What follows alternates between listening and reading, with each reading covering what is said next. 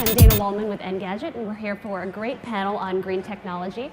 Hopefully in the time that we're speaking, we're going to touch on a whole lot of different topics. There's any number of ways we can go here. I'm interested in learning in really what makes a green product these days, and how can companies make greener products, and how do we know as consumers that we're buying a greener product? So with me today, I have Jill Fehrenbacher, who is the founder and editor-in-chief of Engadget.com. We have Shane McQuaid, the CEO and founder of Voltaic Systems. And we have Beth Ferguson, who is the CEO and founder of Soul Design Lab. Thank you, guys. Welcome. Thank you. So before we get started, I'm going to have everyone just give a really quick introduction on what they're working on. We won't delve too deeply into that before we get into sort of the conversation, but it's helpful just for you guys to know what they're working on. So take it away. So my name is Jill Fehrenbacher. I'm the founder and editor-in-chief of Engadget.com. And for people who are not familiar with that, it's a website dedicated to trying to solve some of the world's problems through design and innovation. And we cover a lot of different things, but we also cover gadgets and technology.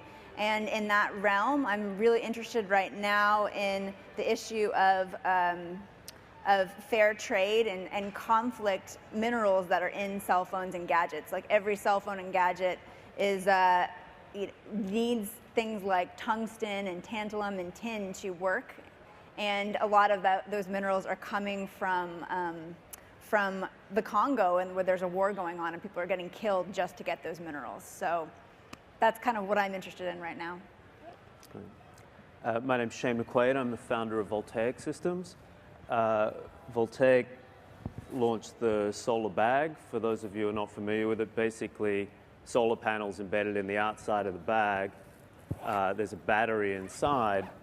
When the panels are in the sun, it's generating electricity. That electricity is stored in a battery inside the bag, and then is available for charging cell phones, tablets. In this case, we designed a USB light. What we're interested in as a company, the direction we're going, is really looking at electrification in developing countries. We're seeing 1.6 billion people with no electricity, most of those people burning kerosene, candles and so on, spending a lot of money to do it. 600 million people actually have cell phones now, and yet no electricity at home. And so those people are paying for recharging their cell phones. They'll walk into town, waste a lot of time, a lot of money. What we anticipate is that in the coming years, the electrification of the developing world will be through solar, and it won't look much like the sort of microgrids we've seen in the past. It actually is going to look a lot more like a solar bag, a tiny panel, a lithium-ion battery, USB ports, and that's the solar home of the future in those countries. Okay. And Beth, tell us what you're working on. My name is Beth Ferguson. I'm the CEO and director of Soul Design Lab, and we work with cities, colleges, and music festivals to charge cell phones. When there's a lot of people with dead cell phones, they're using their phones to take photos, find their friends, or plug in mobile electronics outdoors and want to take advantage of an off-the-grid solar charging station. So we got started using 1950s gas pumps as a place to put the batteries and the electronics to charge mobile electronics, and also as a way to use humor to get people to think differently about electricity and mobility.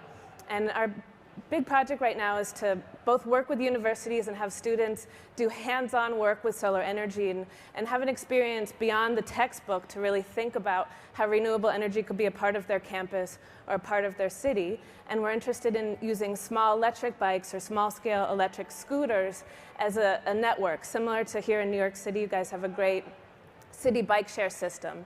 In San Francisco, we have a lot of hills, and Soul Design Lab is partnering with a group called Scoot Network, or working with them on some ideas on how to charge small scooters with solar energy. So reducing the carbon footprint of a city with small electric vehicle mobility and using the sun as a way to do that, get people to talk about solar energy in a different way and actually see it on the street level. So open source solar energy and a place for people to actually try using solar for the first time. Thanks, guys. So clearly we have a panel that's especially knowledgeable about the solar space. Beth, I'm going to kick off a question with you, which is, what are the challenges in proliferating solar technology in the world? I mean, what are the challenges in making that a more common way of powering devices?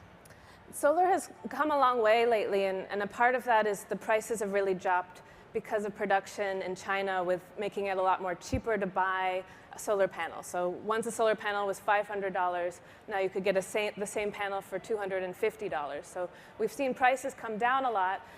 We're working with a new solar panel that doesn't have a frame. It's a company called Loomis Solar Panel. So we're actually saving aluminum for that frame. So frameless solar panels is some interesting innovation we've seen. There's great programs like Solar Mosaic, helping if, say, your house doesn't have enough space on it for solar, you could team up with your local school and neighbors, put a larger array on your school or community center, and then receive a rebate or money back on your own electric bill. So there's some really interesting things happening in energy and innovation, and I think it's an exciting time for designers to be involved in that. Shane, you must have a really unique perspective here, because not only are you knowledgeable in solar technology, but you're actually selling solar-based products. What are the challenges here in creating traction? Well, I think we're getting great traction in the US and Europe with our products, but the real opportunity is developing countries.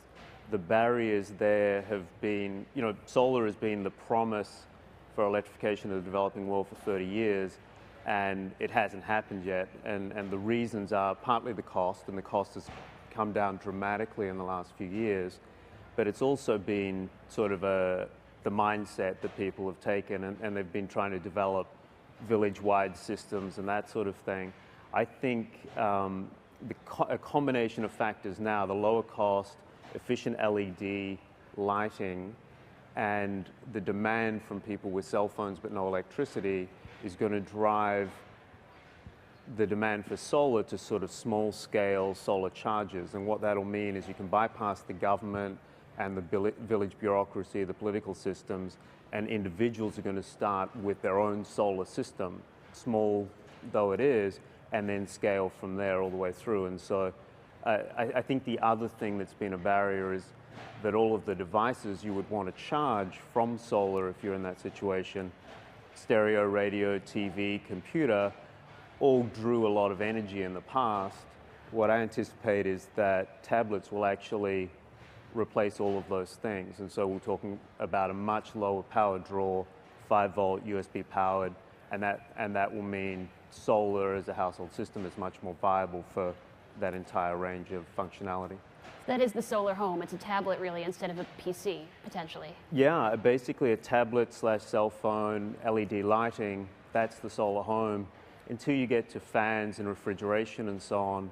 But even there, the USB standards are changing, so that after next year, they'll be delivering 100 watts of power, which you could actually use to run a bar fridge. And so I anticipate the solar house going all the way through refrigeration.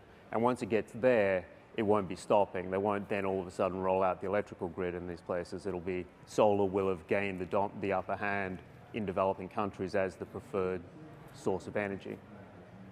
Jill, I'm so glad we have you on the panel. You run Engadget. What does a green home look like to you in the future? And what is it going to take to get there? Well, there's so many things that go into a green home, but I think, and we cover everything, so when you say that, I start thinking about like construction and design, but I think, in terms of like the context of this panel, certainly the energy is a huge part of it, and I think that solar and renewables are really the future, especially solar, of those renewables that are out there for electrical energy. We're already all hooked into the grid in this country, but I think the grid's going to start getting powered by renewable energy a lot more than it is today. And then, of course, it's, there's also kind of a lot of innovation that's coming within home technology in terms of finding ways to better control and automate your heating and cooling systems in the house. So, things like the Nest, which are becoming increasingly popular, allow you to remotely turn off your heater or set your heating and cooling to save a lot of energy that way. A lot of different types of things. So it sounds like solar energy and definitely home automation are so promising when it comes to reducing carbon footprint. What do we do about the landfills, this constant just disposing of gadgets? I know that a lot of cell phone carriers have launched early upgrade programs, so people are getting rid of their cell phones every 6 months, every year. It's clear that at least in that respect, the carriers aren't doing their part. What do we do about that, about the just this waste of gadgets, and how do we get companies to do a better job? It's a huge problem. I mean, I was looking around doing some research today and looking at statistics, and I pulled a statistic that said 1% of all cell phones are recycled, which, like, that's unbelievable to me. It's not hard to recycle your cell phone. So, you know, I just don't understand why anyone would throw their cell phone in the trash. I mean, especially you can even just sell it, and there's all these places that will, you know, give you money and refurbish your cell phone. Even eBay has a program like that where you can, like, sell them your cell phone and get a credit towards buying something better. What do you think is needed there? Do you guys think that it just there needs to be more education around the fact that a cell phone is a recyclable good? Do you think people are just not aware enough right now? Yeah, I think regardless if cell phones or electronics are being recycled, they also need to be designed to be disassemblable.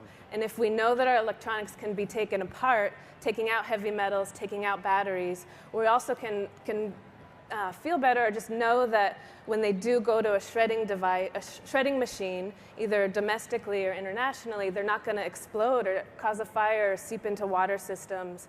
A lot of electronics are getting shipped to developing countries, and then with very simple tools are being taken apart. But if adhesives are made so that those electronics can't be, those parts can't be taken out, then people are going to be touching battery goo and really risking their own personal health and community's health. So I think there's a responsibility that both consumers and distributors of electronics need to be following. There are standards for green electronics. Just last year, Apple stopped following those standards, which means the government and larger purchasing offices that have a mandate to follow green electronic standards can't buy Apple products anymore. So Apple once kind of introduced as something, a company working with universities and schools. A lot of those schools looking for environmental products can't choose them anymore. So for me, I would love to see how that could be reversed and how Apple could take the responsibility instead of just become like a very sleek, thin product that's well designed. Let's also keep it disassemblable and using the most environmentally sensitive products possible so that we can continue to use mobile electronics, to give up cars, use vehicle share programs, turn off our lights when we forget when we go to the office. And the potential of the app community to be able to make our habits and lifestyle more green is really high, but let's make sure our electronics are following the same standard and habit changing that it can. Shane, what do you think other companies, I mean, you're in a unique position. You guys actually make green products, but what could other companies be doing differently to make greener products? What are they not doing enough of right now? Well, I think we face the same issues that other companies face, and the challenge is often not that there's a lack of desire to do these things, but that there are really significant barriers to doing them. And so, you know, when we started out in developing products, we're of course immediately looking for sustainable materials to use in the product development process. But that alone is comparable to the product development process, just identifying those materials and sourcing them. So, you know, when I designed the first bag, the only real option was nylon, so I made it from nylon. But I really wanted to use recycled PET. And at the time, Patagonia was making fleece with it, but nobody else was doing it. PET's soda bottles. And you know, having researched the alternatives, it seemed the only thing that was going to be lightweight and strong, UV resistant, etc. But I spent 6 months traveling the world looking for anybody that could provide me a material with a heavy enough denier. And you know, eventually I found this little mill in rural Taiwan that had done an experiment with Honda, and they were able to do it. And you know, my factory didn't want to use it, so I had to guarantee all the costs and pay all the extra shipping and pay twice the price. And you know, huge barriers to get that in. Once it's in, once somebody sort of lays out the path, it's then a lot easier to follow. And so now, you know, our factory, once we had introduced recycled PET to them, all of a sudden was promoting it to all of their other customers as, hey, we've got all this green material. And they all started adopting it, and it was fantastic. We're seeing, you know, hundreds of thousands of bags produced with recycled PET instead of their previous options. But it's, in general, I think what manufacturers need is for those paths to be laid out for them. And it's not always easy, especially in electronics. You could have, even in our product, in a simple battery charger, 100 components, all of which are made from different materials. The chain of supply probably leads to several hundred different suppliers through that chain, and a company of our scale doesn't have the capacity to police really anything beyond the first or second level. But what we can do with the help of European Union standards, the RoHS standard for electronics, is fantastic. It's a team of PhDs saying this is how much of this material you should have, and a policing mechanism and all the rest of it, so that we can now walk into a factory and say all of our products must be RoHS compliant. And 100 suppliers all through the chain know what that means, and all take responsibility for ensuring that it makes it all the way through the chain, and so we have a viable path to follow. To the point that Jill made earlier, and Jill, I'm curious to hear what you have to say about this. How aware are you of whether the materials you're using and the components are conflict-free? How aware are you of the labor conditions that went into making them? I'm not sure how transparent it's an interesting question, and honestly, not at all. We don't have visibility. When you buy an individual component, there's already several materials in that. And where those materials come from, it's not that we don't care. If we could say, give us conflict-free materials, that's all we want, and we're prepared to pay double to get it, no problem. It's not an option. That button that we can push doesn't exist. And so you see, examples Jill's written about recently where people are developing a conflict-free phone, and they're going through the process of sourcing each of those individual materials. And ultimately it's doable. They're setting a path out that if that were to become a standard that we could follow, and those sources were to become recognizable and certifiable, then we can do it. In the absence of that, we have no way of seeing that where those materials come from. Well, I'm afraid that we're out of time, but thank you guys so much for joining us today. Thank you. Thank you, everyone.